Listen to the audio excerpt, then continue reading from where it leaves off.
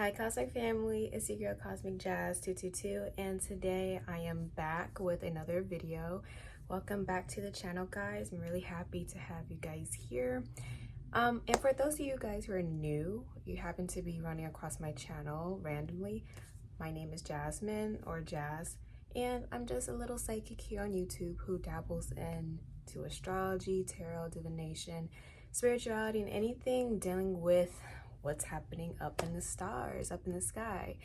Now, for those of you guys who are not into that, I would highly suggest you stay clear of this video and stay clear of my channel in general, just so you can have a peace of mind.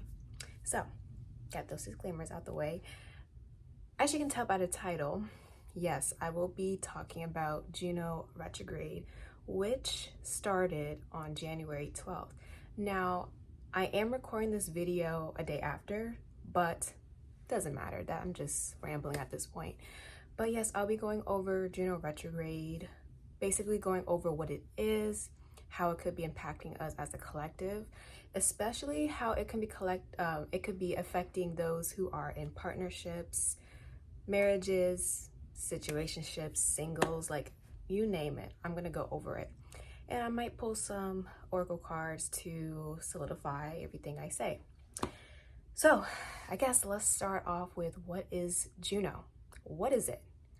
And what is this retrograde? So I know some of you guys are like, girl, we got the Mercury retrograde, we have the Venus retrograde, the Jupiter retrograde, we have all types of planetary retrogrades. What is Juno? So guys, in astrology, Juno is actually an asteroid that can be used in the birth chart or through transits. Juno specifically is the asteroid that represents marriages, long-term partnerships, commitment, to a certain extent soulmates, because it's dealing with long-term connections, and to a certain extent it can even represent where we are jealous. So why does this rule over that? Okay, well, this is because it links back to Roman mythology and also Greek mythology, right? So in Roman mythology, Juno is one of the top goddesses in, the entire religion over there, the mythology. And she represents, or she rules over marriages, partnerships, motherhood, fertility, childbirth, and she is the top and main consort to Jupiter, who is the chief god in Roman mythology. Now, if you're not too versed on Roman mythology, or you're more versed in Greek mythology, her Greek counterpart or Greek equivalence is Hera, and Jupiter's equivalence is Zeus. So there you see the link. So some of you might also be wondering, well, Jazz, I thought Venus was the planet that we look for when it comes to love, relationships, and anything of that nature. Yes, you are right. But let me tell you the difference though. Venus actually represents what we are attracted to and what we end up attracting. Venus represents our love language. It represents how we want to romance people or how we want to be romanced ourselves. Venus, if you want to put into a different perspective, could actually represent what we like in the short term, what brings us that passion, what really makes us want to go after someone, but may not necessarily be sustainable for the long run. Juno, if you want something long term, you would have to look at Juno and where Juno is in your chart. And I think I might put a little screen record after this, so that the future me, please take note of that. And I'll walk you guys through how to find where your Juno placement is. Okay, so in order to calculate your asteroid placements, go to Google and type in AstroSeek asteroid birth chart calculator. As you can see on the screen, it'll take you to the website and you'll know it because it'll say asteroids and natal chart. So I'm putting a random birthday and random time and location, so don't worry about that, but place your own information. So of course the date of birth, the time you were born, even the city or the location you were born. So yeah, you see I'm putting like a random thing, right? And then of course, as you can see, those are all the asteroids are included. I would also add display aspects because I would like to see that, and keep everything the same. So as you can see in this chart, in order to find Juno, it'll say Juno right there. And whoever's birthday this is, they have Juno in Scorpio. So that's how you can see your Juno placements. But yes, you will look at Juno to see what is best for you in the long term when it comes to partnerships, and what will be sustaining for you and what will be ultimately compatible for you. Now, does this mean we have to completely ignore Venus? No. I mean, yes, Juno can represent your soulmate and your life partner, what will be best for you long term, but that partner can still have, aspects relating to your Venus sign. So, you get the best of both worlds, okay? Long-term commitment doesn't mean romance isn't involved. Like, no. Okay, guys? So don't you worry. But that's just a little bit of a difference that you should take in mind. Okay? So with that in mind, now you guys know what Juno represents. So what does Juno retrograde means? So for those of you who may not know what a retrograde is, this is when a planet, or in this case an asteroid, is appearing to go backwards or move backwards in the sky.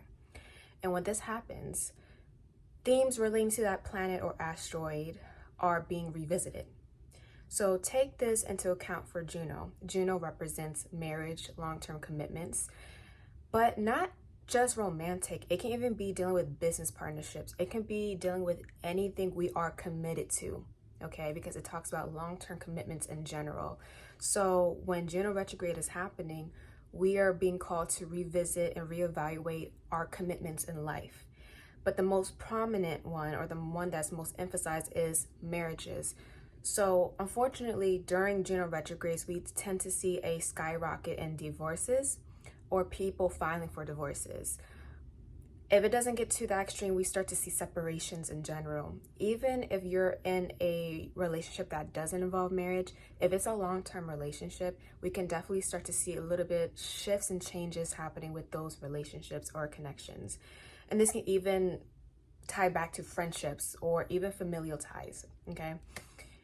So yes, we tend to see separations and divorces during Juno retrograde.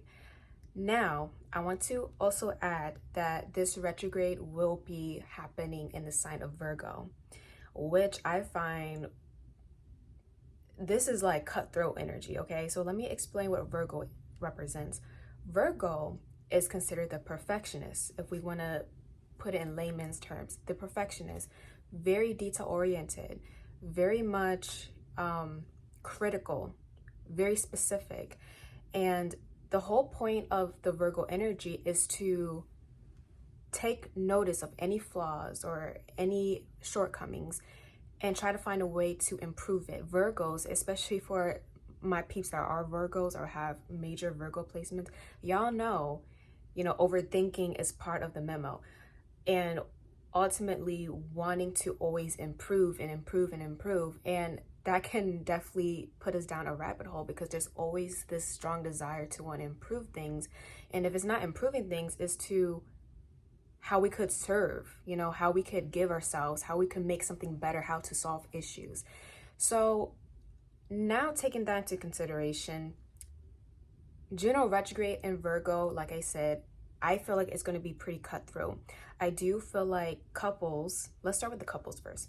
I feel like couples or married couples during this time will start to really be irritated and annoyed with even the smallest things. And the smallest things, unfortunately, during this transit could start to build and build and build to the point where there's a breaking point and there's a full-blown argument that may not be reconcilable. During this time, if there has been any issues or flaws within couples that have been swept under the rug, it's going to be brought up once again. But this time, it's going to feel like a sore thumb. You can't really sweep it under the rug anymore, and it has to be addressed. Now, the good thing about this is just because we're in a retrograde doesn't mean every couple is going to divorce. That's not possible. That's not logical, okay? This is specifically, the couples are really going to be affected are couples who have a pattern of not really solving things, not really compromising, and the whole marriage or situation is unhealthy for both sides. So we will start to see those couples or those shaky marriages really collapse under this transit. Now, for couples who have been with each other for a long time and this connection is relatively healthy, I do feel like this transit will, yes, bring up issues from the past that may have not really been addressed. But I do feel like those couples who are in healthy long-term relationships will be able to gain another perspective on how to improve the relationship.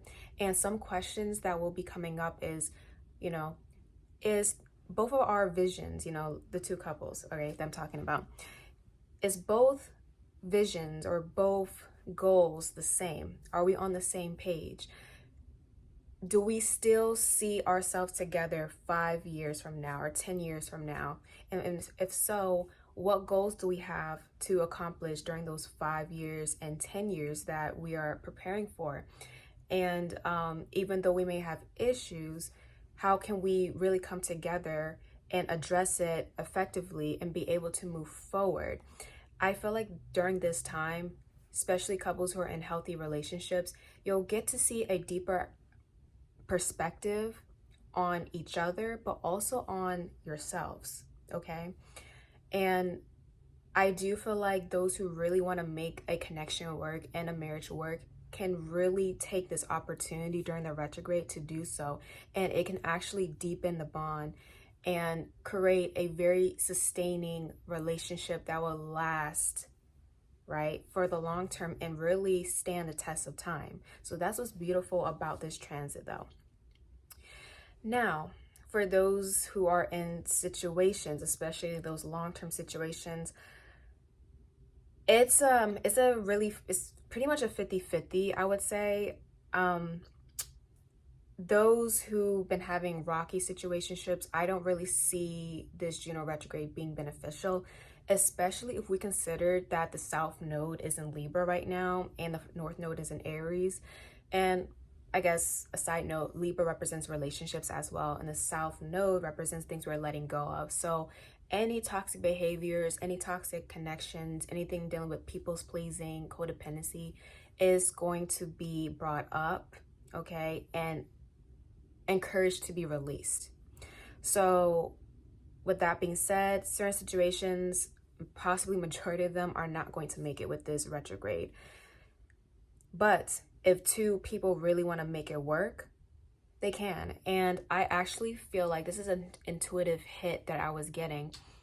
I do see during this retrograde more couples going to therapy or marriage counseling or even relationship counseling. So if you're actually in the field, I think you might be making some bank. Just a side note. If you're into therapy, counseling, you have a life purpose in it, I think this would be an amazing, amazing time for you, because not only are you going to get more clientele, I actually feel like you'll be able to learn more and see different situations and actually gain more experience when it comes to counseling, even coming up with new ways to counsel people. So that's just a side note. But anyways, now for my singles, how does this retrograde affect you? I actually like this energy, okay? Now, if you're asking, Jazz, is this a good time to date? I would say dating should not be a priority. Does that mean you shouldn't date? Am I telling you you shouldn't date? No. And I'm pretty sure majority of my viewers are adults. So I'm not going to sit here and tell grown adults what you should and should not do. But what I can suggest is dating shouldn't be a priority, okay? And let's say you are dating someone. The good thing about this transit is because it's in the sign of Virgo, and there's something very critical and very detail-oriented about this. Any potential partners or suitors that you have, you'll be able to see past the BS. You'll be able to see past the illusions, the rose-tinted glasses, the facades people may put up, especially during the honeymoon phase or the dating phase, the talking phase. It's just certain shadow aspects will be more apparent because that level of illusion, that mask isn't really going to be there like it normally would. So for my singles, if you are deciding to date during this time, I do feel like you'll be able to not fall victim to certain deceptive means, okay? If someone isn't if you're dealing with someone who usually doesn't show up truthfully, you know, again, everybody to a certain extent puts up a mask. During this time, you'll see past it. It's gonna, again, stand out like a sore thumb, and you're gonna be able to weed out any potential partners that you have in the long term. You'll be able to weed them out. Those who are not good for you, those who would not sustain you for the long run. So I think that's why this transit is good. Okay. So, but again, I don't feel like dating should be a priority. If whatever you can do at this time, though, what you can do is get more clear on what you want in the long term and what you truly want to commit to. Okay, this will be the perfect transit to do so and really get clear, because you know, Virgos like to plan. Virgo loves to get detailed with what exactly they want to do. So what you can do is make a list, plan out. Sorry, I just saw a car drive by. I get distracted easily. You can really brainstorm what exactly is best for you or what you want, and after the retrograde is over, you can apply those things you came up with to how you approach dating overall. Okay. But yes, dating shouldn't be a priority. This is more of a self-empowered transit, okay? Learning what you like for the long term and understanding what is it you want. So with that being said, I also want to show some love to those who have Juno retrograde natally in their chart. I want to give y'all some love, because I feel like when we talk about certain transits, I notice, especially retrogrades, I notice people don't really talk about those who were born under one. Like, for example, for me, I was actually born during a Venus retrograde. So when it comes to Juno retrograde, those who are born under it, again, when you do your chart calculations, you'll be able to see that Juno is either direct or retrograde. And if it's retrograde, you'll see a little R like next to it, okay? So I wanted to quickly go over what it means to have Juno retrograde in your natal chart, especially for those who were born under a Juno retrograde. So if you happen to be born during one, usually these natives tend to have a different perspective and experience when it comes to marriages, long-term relationships, and commitments. Their relationship with the idea of commitment is different from the general collective that are born during a direct Juno retrograde. And these natives that are born under the retrograde, they tend to be more hesitant to jump into any type of commitment. They like to think first. They want to contemplate. And oftentimes they may come off as wanting their freedom more than anything, instead of being in commitment, out of fear of being trapped in commitment. And my take on this is, it kind of ties back to Juno herself. Juno was committed to Jupiter, committed to the T, stood by his side. But he was always betraying her. He was cheating on her all the time. He was having offspring with other women, whether it was consensual or not. So this ties back to the natives. You know, the natives doesn't want to stay or at least commit to something or to a person if that person is a betrayer, would betray them anyway, or if the marriage itself would be some type of imprisonment. So yes, these natives usually would experience some type of hardships when it comes to commitments and long-term relationships. And I would say definitely towards the beginning of their lifetime, so like early 20s to Saturn return, the first Saturn return, I would definitely say that is when these hardships might be more prominent. Does this mean that Juno retrograde natives will never get married or have the chance to be in a marriage? No, I'm not saying that. But they need a specific type of partner that would understand them and would see marriage and commitment the same way they do. They deserve a specific type of love and commitment. Not everyone is for them. So that's just my hot take on it. Back to the video. So for those of you guys who are born during a Juno retrograde, this is actually your original energy. You're in your energy, okay? So I feel like those who were born with this retrograde, you guys will actually feel more empowered during this time to really pursue what it is you deem as a commitment, or you will actually get very clear on what you want to commit to. Funny enough, if you are single and you're born during a Juno retrograde, you know, if you want to date, you can. I don't see any issues with that. But again, I just want to factor in that we are in the South Node and Libra transit, and I think during, if I can remember, because I forgot to look at the chart, but during this Juno retrograde, at one point it is going to oppose Saturn in Pisces, and I think Venus might eventually conjunct Saturn. So there's also that transit you have to look out for, because you know, anything dealing with Saturn is like, oh. Okay, but besides that, those of you who do have the retrograde natally, this is your energy. You'll feel more empowered, you'll feel more confident in your decision making, and you might actually want to commit to certain things. I also want to note, guys, because this is Juno represents marriage, is getting married during this time something that you should do? I don't think the energies would support a marriage during a Juno retrograde, because again, the asteroid of commitment and long-term marriage is going backwards. So it's all about reevaluating. It's all about rethinking. So when you're deciding to actually get married during this, the energy you might be starting off the marriage on a rocky note. That's all I'm going to say. And it might not be as supportive as you wanted. That's just something to keep in mind. Okay. Now, is there anything else I want to talk about? No. I'm just going to start pulling cards now. Okay. But yeah, I might put in some type of video to show you guys how to like calculate your chart. Okay.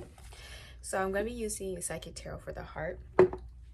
And I want to see what else does, you know, the collective needs to know about this retrograde, and what are some advice?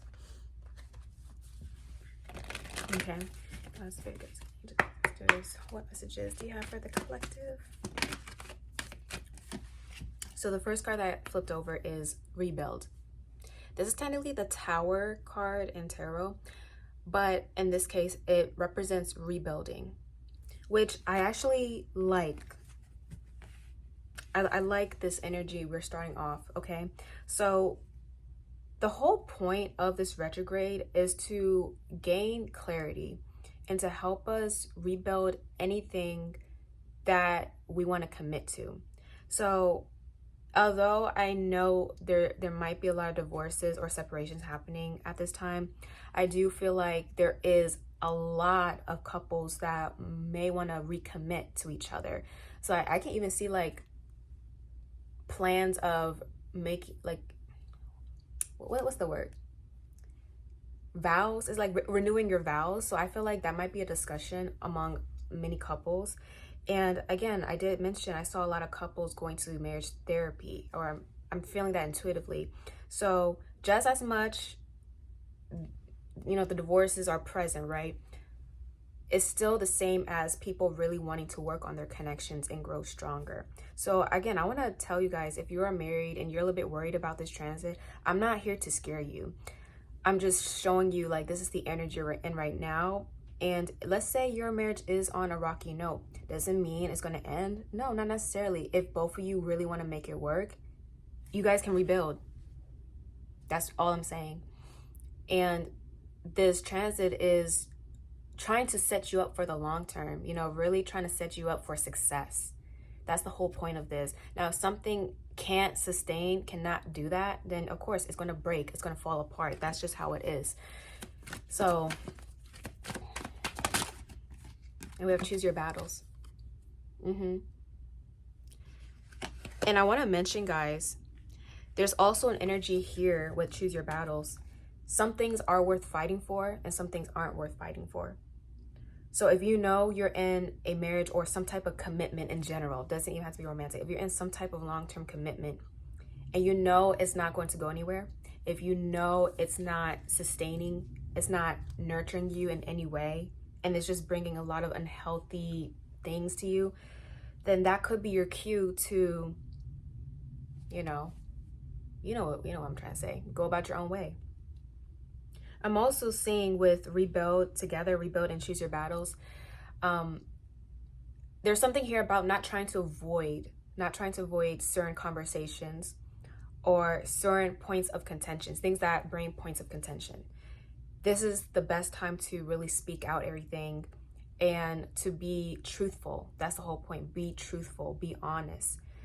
But at the same time, guys, what I do feel like, if this has been an ongoing thing of constantly ignoring and avoiding, sometimes when the truth does finally come out, it's really harsh, it hurts, and people might get their feelings hurt with this. So my advice with this, if there's something you really want to talk about, speak it. Say what you need to say.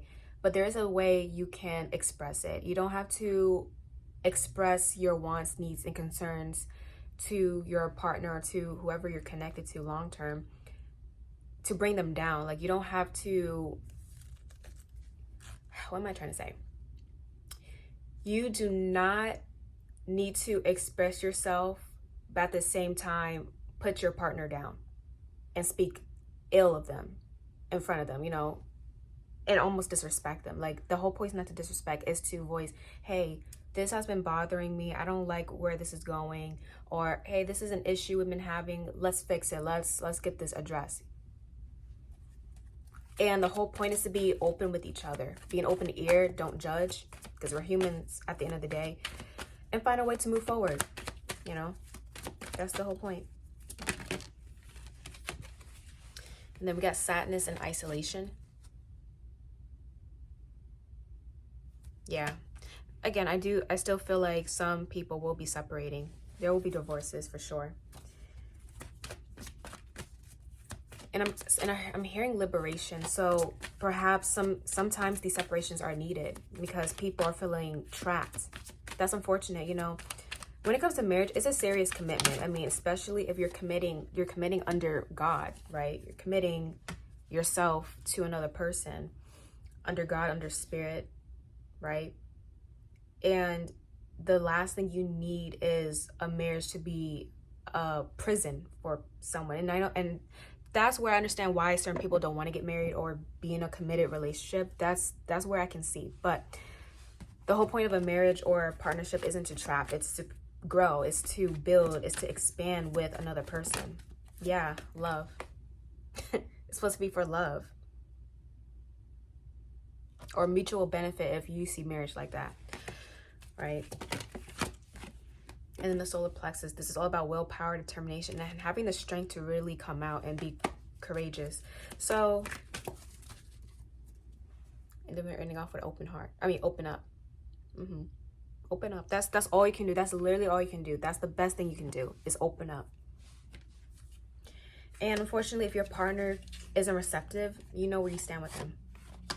You know where you stand in the partnership. That's all I gotta say. Okay, and we're gonna pull one card from the Rose Oracle, and then I'm gonna end the video. I'm not trying to make this too long, guys.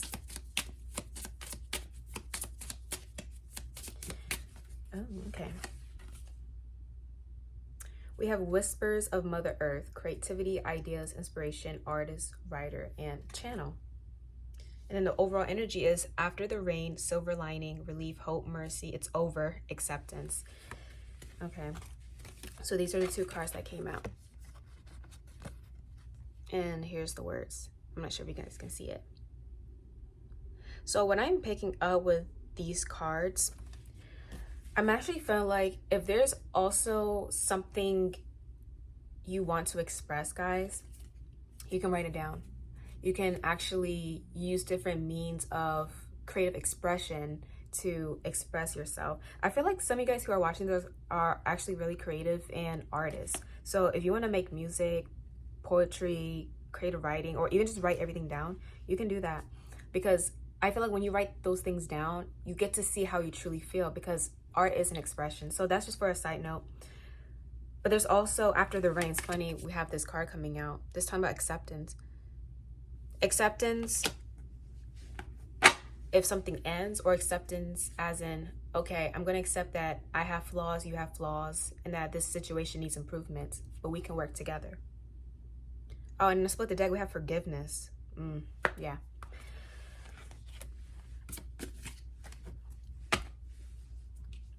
So That makes sense. Okay, so I'm getting another channel message real quick, guys. I'm getting another channel message because I'm thinking about Virgo. Virgo rules over, yes, scheduling, um, organization, work, health, medicine to a certain extent. And then Juno represents, yes, commitment, but also motherhood and childbirth. So I wouldn't be surprised if we also see conversations relating to women's reproduction, like reproductive health. There might be some type of conversation about that, especially in terms of like healthcare and medicine. That might be something that's actually going to be brought up. I'm not sure if this is something political that's coming up or if this is more on a social basis, but I do feel like, or societal basis, I feel like we're going to have more conversations about women's health, especially in terms of childbirth and labor and even reproduction, you know. I don't want to get into that, but I think you know what I'm trying to say.